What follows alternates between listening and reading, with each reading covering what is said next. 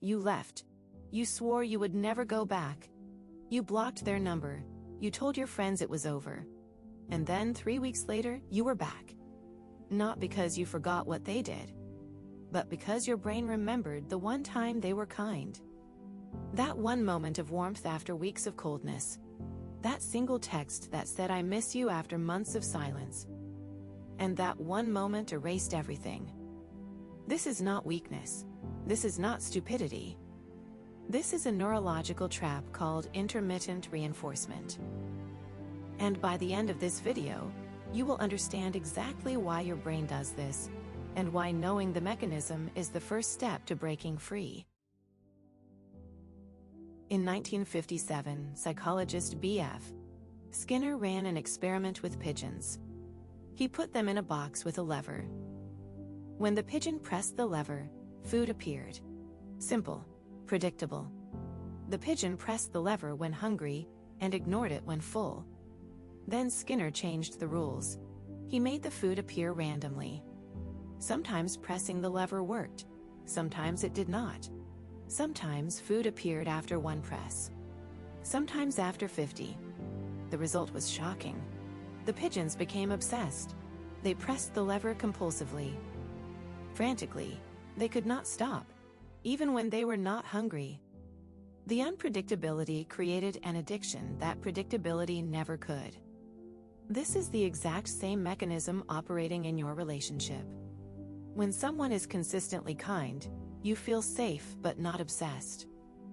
When someone is consistently cruel, you leave. But when someone alternates between cruelty and kindness with no predictable pattern, your brain becomes a pigeon pressing a lever. Before I go deeper, I want to ask you something. Think about the person who came to mind when I described that pattern. Drop a comment and tell me, was it a partner, a parent, a boss, or a friend? I read every single one. And hit like if this is already making sense of something you have been trying to understand. Example 1. The relationship. They ignore your texts for 3 days. You spiral. You check your phone every 10 minutes. You replay every conversation looking for what you did wrong. Then on day 4, they send a message. Hey, I have been thinking about you. And your entire body floods with relief. Dopamine surges. The pain disappears instantly. That relief is more powerful than any consistent affection could ever be. Because your brain does not just register the reward. It registers the end of uncertainty. And the end of uncertainty after prolonged anxiety creates a neurochemical high that researchers compare to opioid release. You are not addicted to them. You are addicted to the relief of the uncertainty ending. And they know this. Every time they come back after disappearing, the bond gets stronger. Not weaker, stronger. Because your brain learns that the pain always eventually ends with reward. So it keeps you waiting. Example 2. The workplace. Your boss praises you in a meeting on Monday. You feel seen, valued. Then on Tuesday, they publicly criticize your work in front of the entire team. Wednesday, they ignore you completely. Thursday, they invite you to lunch and tell you that you are their best employee. You spend every evening trying to figure out which version of your boss is real. You work harder. You stay later. You check every email for tone. You are not motivated by the praise. You are trapped by the unpredictability of it. Researcher Patrick Carnes found that intermittent reinforcement in workplace relationships creates the same trauma bond as in romantic ones. The mechanism does not care about the context. It only cares about the pattern. Unpredictable reward after unpredictable punishment. That is the formula. And it works whether the person is your partner or your manager. Example 3. The parent. Some days they were warm, present, proud of you. They told you they loved you and you believed it. Other days they were cold, critical, dismissive. You never knew which parent you were coming home to. So you learned to scan, to read the room before you entered it, to adjust your behavior based on their mood. You became hypervigilant. And that hypervigilance followed you into every relationship you have ever had.